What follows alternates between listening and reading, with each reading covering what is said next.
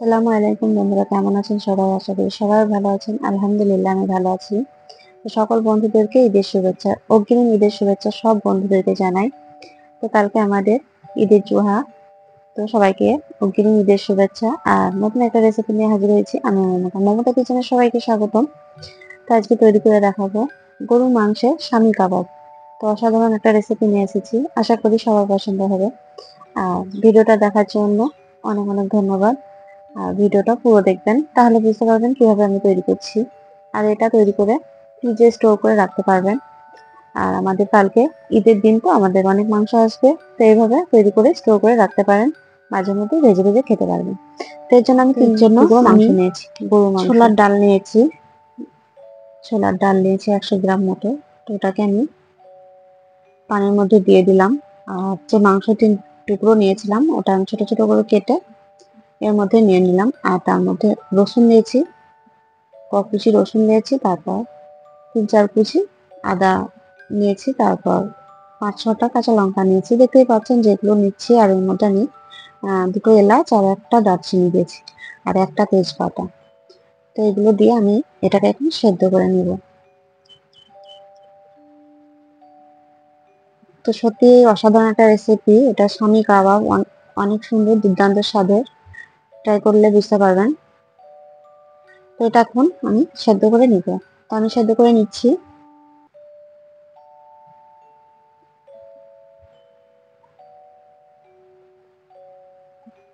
এগুলো গরম গরম খেতে অনেক সুন্দর লাগে।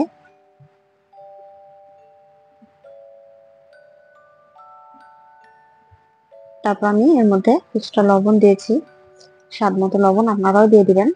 দিয়ে আমি ভালো মতো করে সেদ্ধ করে নেব। তো সেদ্ধ আমার হয়ে গেছে, দেখতে পাচ্ছেন একটু পানি নেই এর মধ্যে।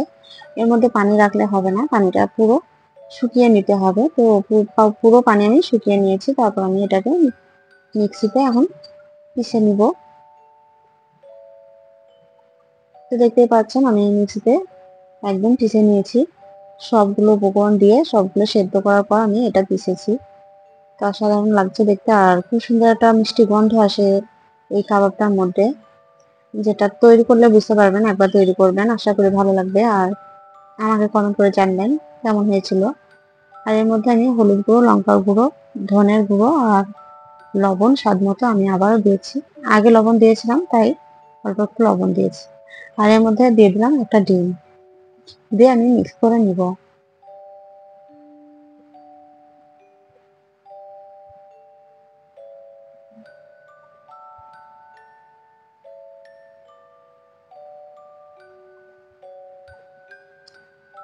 এইভাবে মাখিয়ে নিচ্ছি, হাতে করে এটা করতে হবে। হাতে করে মাখিয়ে নিলে অনেক ভালো হবে। তো হাতে মাখালে সব জিনিস আমার মনে হয় স্বাদটা বেশি আসে। তো এইভাবে মাখিয়ে নিতে হবে।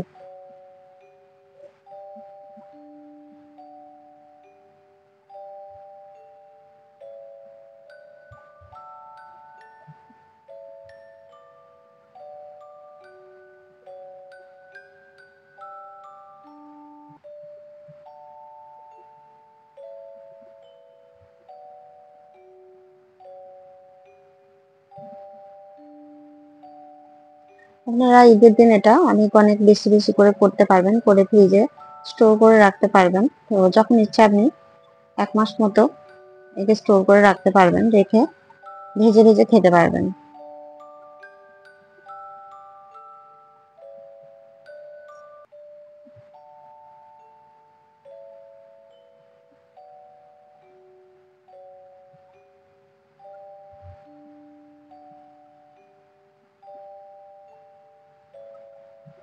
তো আমি কাবাবগুলো তৈরি করে নিচ্ছি।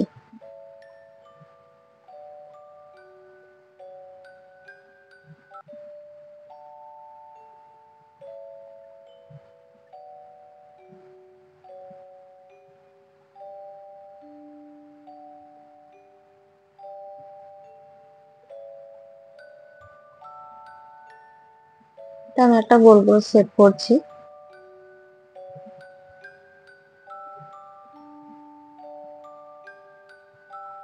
আমি এতে যে উপকরণগুলো দিয়েছি সবগুলোই কিন্তু সেদ্ধ করা আছে, তাই এতে নষ্ট হওয়ার কোনো কিছুই নেই। এটা ফ্রিজে রাখলে ভালো মতন 1 মাস মতো খেতে পারবেন।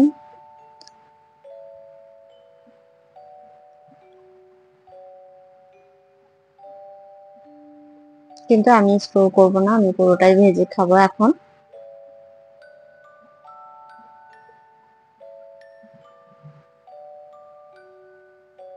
আর 3 টুকরো মাংসতে কিন্তু অনেকগুলোই আমার কাবাব হবে, চাউমিন কাবাব অনেকগুলো হবে।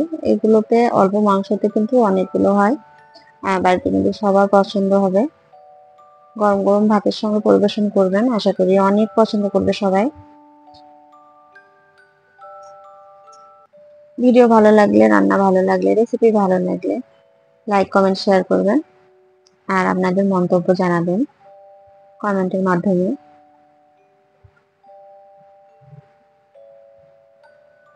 তো সবগুলো টিকিয়া কাবাব দেখতেই পাচ্ছেন হয়ে গেছে,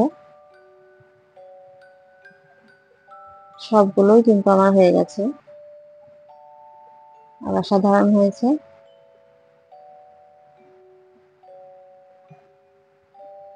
একটা খেলে কিন্তু মন ভরবে না, তারপর আমি বেশি করে তৈরি করবেন। চাপিয়ে দিয়েছি গ্যাসের মধ্যে। তো গ্যাসের চুলার মধ্যে আমি ফ্রাই প্যান চাপিয়ে ওর মধ্যে সাদা তেল দিয়েছি, মাস্টার্ড অয়েল। তেলটা দিয়ে আমি হালকা গরম করে তারপর কাবাবগুলো ছেড়ে দিব। তো কাবাবগুলো আমি সবগুলোই হালকা আঁচে ভেজে নিব, তাহলে কিন্তু অনেক সুন্দর হবে। তো একদম মিডিয়াম আঁচে আমি এটা ভাজবো। এই কাজটা কিন্তু মিডিয়াম আঁচে করতে হবে, খুব একটা হাই হিটে করা যাবে না, তাহলে কিন্তু ওপরটা পুড়ে যাবে, লাল হয়ে যাবে, আর ভেতরটা কিন্তু কাঁচা হয়ে থেকে যাবে। তাই মিডিয়াম আঁচে এটা আমি করব, তাহলে ওপরটা ক্রিস্পি হবে আর ভেতরটা খুবই সফট হবে।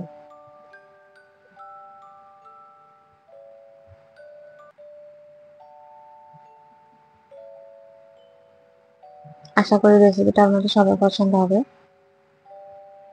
রেসিপিটা যদি পছন্দ হয়ে থাকে আপনাদের বন্ধুদের, তাহলে নিচে থাকা বেল আইকনটা প্রেস করবেন বন্ধুরা, তাহলে সর্বপ্রথম আমার ভিডিওর নোটিফিকেশন আপনার কাছে পৌঁছে যাবে, আর নতুন নতুন ভিডিও আপলোড দেওয়ার সঙ্গে সঙ্গে আপনারা দেখতে পারবেন। আর চ্যানেলটিকে এখনো সাবস্ক্রাইব না করে থাকলে চ্যানেলটিকে সাবস্ক্রাইব করে পাশে থাকবেন।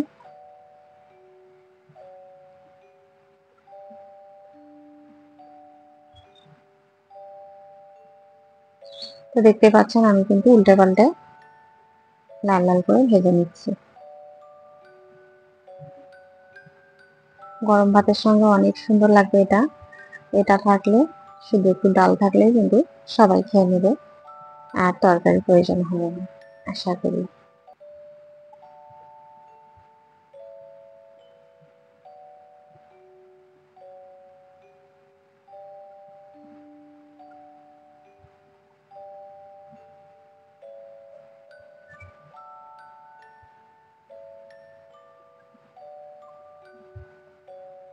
ভালো কিছু খেতে ইচ্ছে করলে আর হাতে সময় কম থাকলে এটা ট্রাই করতে পারবেন, খুব অল্প সময়ে হয়ে যাবে আর দুর্দান্ত স্বাদ।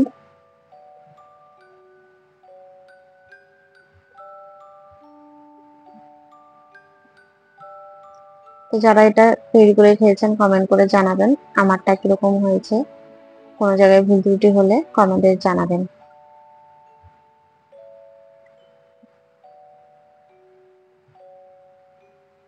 তো আমার কিন্তু লাল লাল হয়ে ভাজা হয়ে গেছে, দেখতে পাচ্ছেন। আমি কিন্তু সাইজটা অনেক ছোট করেছি, আপনারা একটু মোটা করে সাইজটা করতে পারেন।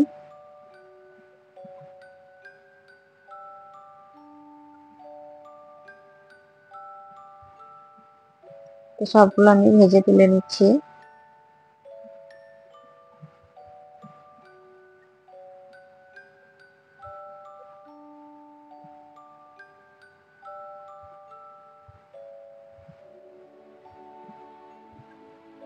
তো দেখতে পাচ্ছেন সবগুলো আমার ভাজা হয়ে গেছে। ভিডিওটা দেখার জন্য আপনাদেরকে অসংখ্য অসংখ্য ধন্যবাদ।